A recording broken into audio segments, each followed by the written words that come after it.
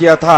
उस लाठी की कसम है जो हमारे जयंत चौधरी जी के पीठ पर पड़ी थी, वो उनके पीठ पे नहीं बल्कि फुमुचे दलित समाज की पीठ पर पड़ी थी। तो पूरा दलित समाज आज मान्यवर कांशीराम जी और बाबा साहब अंबेडकर कि मैं कि फकीर हूं, झोला उठा के चल दूंगा, तो उनको बता दीजिए कि बॉर्डर पे किसान बैठा है और आपका झोला चेक होगा मोदी जी। ये उस दोनों कौम की बात है। ये अडानी अंबानी को हमारा देश बेच देंगे। आप बताइए आपके बच्चे कहां से नौकरी पाएंगे? अरे हमें स्मार्ट सिटी नहीं चाहिए, हमें स्मार्ट गांव चाहिए। 2 अप्रैल भारत बंद में दलित समाज के युवाओं को फर्जी मुकदमे में फंसाकर जेल भेजा है योगी आदित्यनाथ ने। आसमान में सैटेलाइट भेजने के लिए तो करोड़ों रुपए खर्च करते हैं, लेकिन हमारे सफाई कर्मचारियों के लिए आज तक कोई मशीन न ला पाए कि करंट गोरखपुर के साथ साथ गुजरात में भी लगना चाहिए। बात शुरू हुई थी 15 लाख से, आज 2 किलो अनाज पे आके टिक गई है, क्योंकि बंदर के हाथ में उस तरह दोगे तो वो गंजा ही करता है। ये वही बंदर बैठा है गोरखपुर से आके। अगर आप नहीं जवाब दोगे, कल आपका बेटा उस गाड़ी के नीचे आएगा, तब सड़क पे चिल्लाना नहीं कि आज हमारा बेटा आ गया। जिस पार्लियामेंट में बैठकर ये काले कानून बनाते हैं, वो भी किसी मजदूर ने बनाया है, वो किसी साहूकार ने नहीं बनाया। आसाराम, राम रहीम, कुलदीप सेंगर, चिन्मयानंद जैसे सभी बलात्कारियों का संरक्षण देने का काम भारतीय जनता पार्टी ने किया, क्योंकि इनके पास बेटी नहीं है।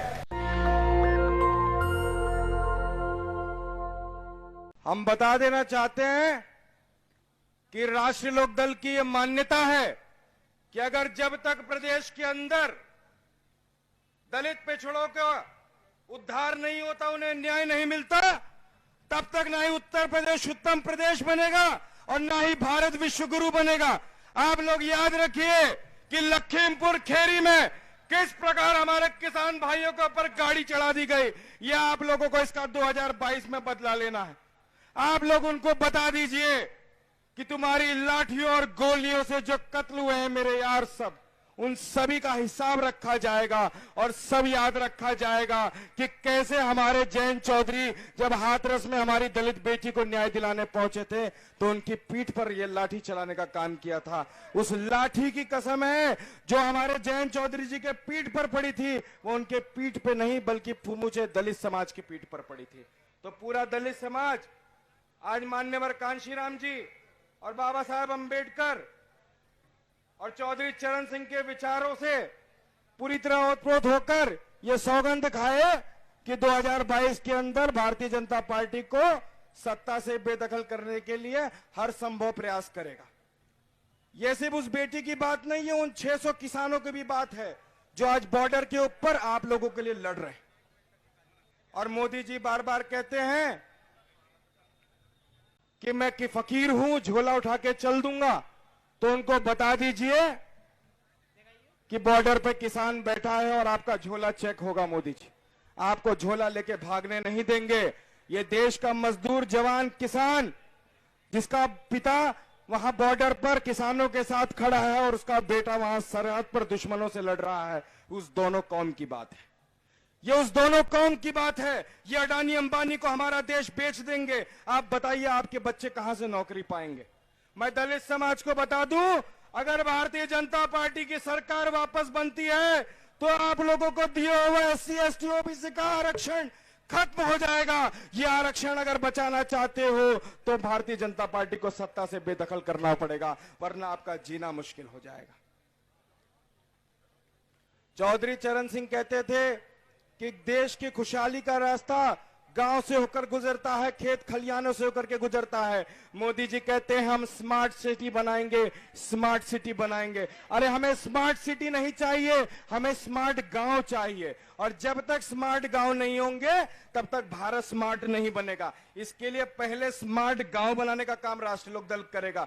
और आज इस मंच से हम ये वादा करते हैं कि लॉकडाउन के अंदर जो हमारे श्रमिकों को तकलीफ हुई है, उन श्रमिकों के लिए आज हमने संकल्प पत्र के अंदर यह ऐलान किया है कि हम मान्यवर कांशीराम जी के नाम से शहर में बसे श्रमिकों के आय को सुनिश्चित करने का काम करेंगे। यह राष्ट्रीय लोकदल की भूमिका।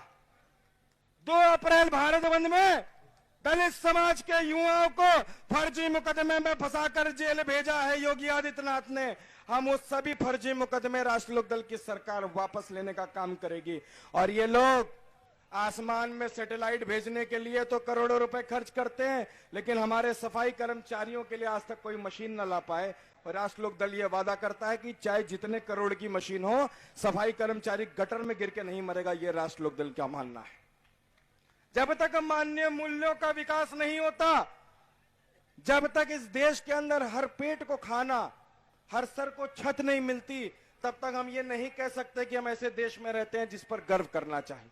देश में तभी गर्व करना चाहिए जब इस देश का मजदूर, किसान, जो युवा है, छात्र है, वो जब तक खुशहाल नहीं होता। ये बोलते हैं किसने बनाया हिंदुस्तान? इस देश के मजदूर किसान, किसी और ने नहीं बनाया। एक एक ईंट भी अगर इस देश में लगी है तो इस देश का मजदूर किसान लगाया है।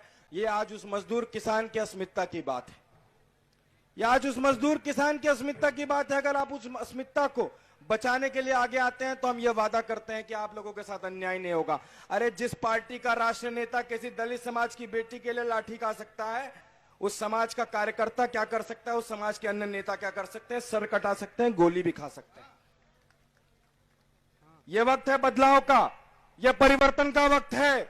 लखीमपुर का बदला लेना है, हाथरस का बदला लेना है, उन सभी किसानों का बदला लेना है जो बॉर्डर के ऊपर इस नरेंद्र मोदी और योगी आदित्यनाथ की सरकार की तानाशाही की वजह से अपनी जान गंवा बैठे हैं। उन बच्चों की कसम है आपको, उस रोटी की कसम है आपको कि इस बार जब आप लोग जाना, तो मुझे नहीं पता है कौन सा बटन दबाओगे, लेकिन कौन सा बटन दबाओगे?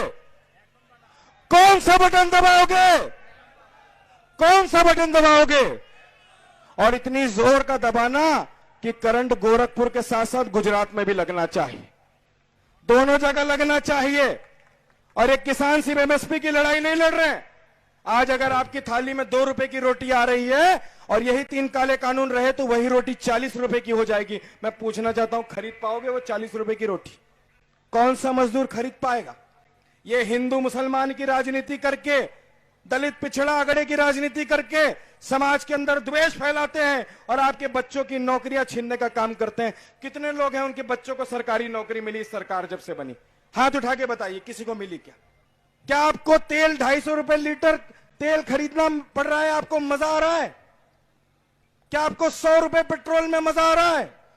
जब आपको मजा नहीं आ रहा है तो योगी आदित्यनाथ और मोदी को कैसे सत्ता का मजा आ रहा है? इनको अगर आप सत्ता से बाहर नहीं करेंगे तो अगले दिन सोनार की दुकान पे जैसे 1 तोला सोना खरीदते हो, वैसे ही 1 तोला तेल खरीदना पड़ेगा। अरे वो दिन अगर आप चाहते हो तो भाजपा को रहने दो। अगर चाहते हो कि वही दिन आ जाए जहां आप लोग आराम से अपनी गाड़ी में तेल डलवा लेते थे, पकौड़े भी खा लेते थे कभी कभी, आज तो पकौड़े भी इतने बड़ी बात हो गई है कि मेहमान आता है तो सोचते हैं चाय पिला के इसको भेज दें।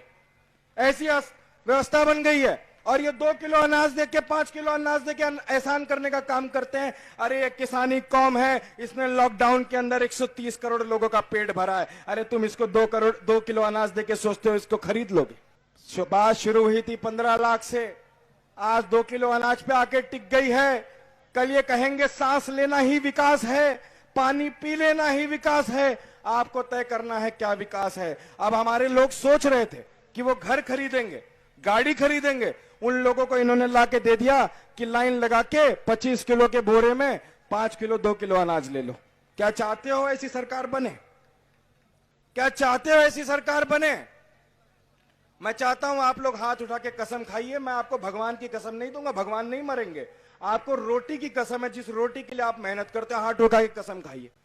क्या हम उस रोटी की कसम खाते हैं कि अगर जब तक सिर्फ उत्तर प्रदेश से नहीं, दिल्ली से मोदी को वापस गुजरात नहीं खदेड़ देते, तब तक इस देश का जवान और किसान शांत नहीं बैठने वाला है।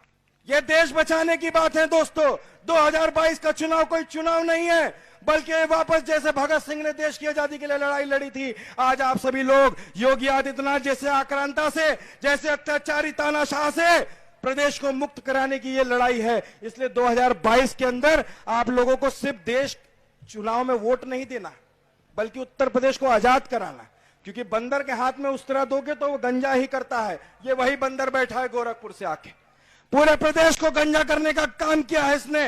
इसको सबक सिखाना पड़ेगा कि कोई 2 कौड़ी का मंत्री अपने उसका बेटा गाड़ियों से किसानों को रौंदने की वापस हिमाकत ना कर पाए, ये उसको जवाब देना पड़ेगा।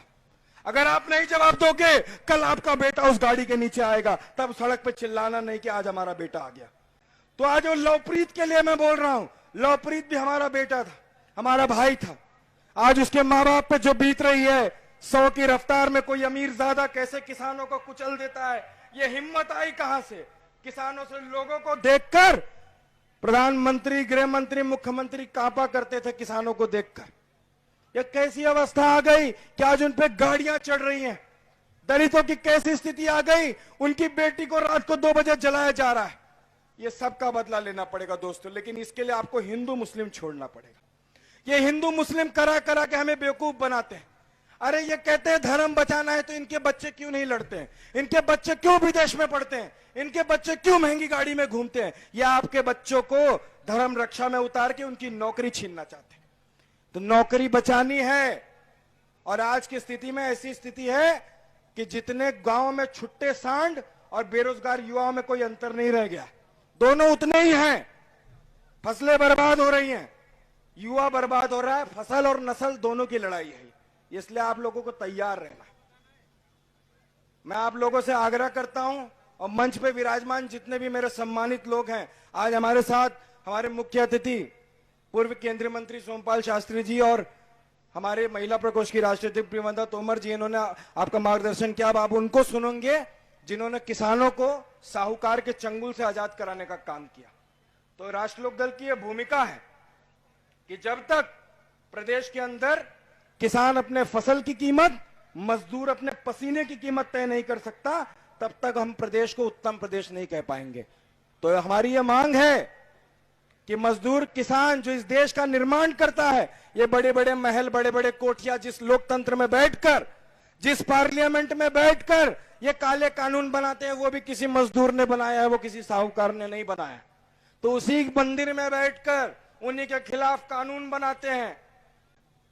आज प्रदेश के अंदर देखिए, आसाराम, राम रहीम, कुलदीप सेंगर, चिन्मयानंद जैसे सभी बलात्कारियों का संरक्षण देने का काम भारतीय जनता पार्टी ने किया, क्योंकि इनके पास बेटी नहीं है, बेटी नहीं है इनके। और यहां तो लोग कहते हैं कुंवारों को कोई कमरा किराए पे नहीं देता, आपने तो प्रदेश और देश दे दिया। तो ये समझना पड़ेगा आप लोगों को। ऐसे लोगों से जिनको बेटी का दर्द नहीं पता, जिनको खेती का दर्द नहीं पता, जिनको पता नहीं कि बेरोजगार बच्चा कैसा दिखता है, उनको सत्ता से बाहर करना पड़ेगा। उनको अगर बेरोजगार नहीं करोगे तो अपनी आने वाली पीढ़ी को बेरोजगार देखना, और जब उनको बेरोजगार देखना तो अपने आप को कोसना कि अगर आज आप जाग गए होते तो अगली पीढ़ी। और बाबू जगदेव सिंह कुशवाहा कहा करते थे बिहार के अंदर कि पहली पीढ़ी मार खाएगी, दूसरी पीढ़ी जेल जाएगी और तीसरी पीढ़ी राज करेगी। और मुझे लगता है हमारी पहली पीढ़ी मार खा चुकी है और दूसरी पीढ़ी जेल जाके आई है और तीसरी पीढ़ी राज करेगी। ये अगली पीढ़ी की लड़ाई है। मान्यवर कांशीराम भी यही कहते थे।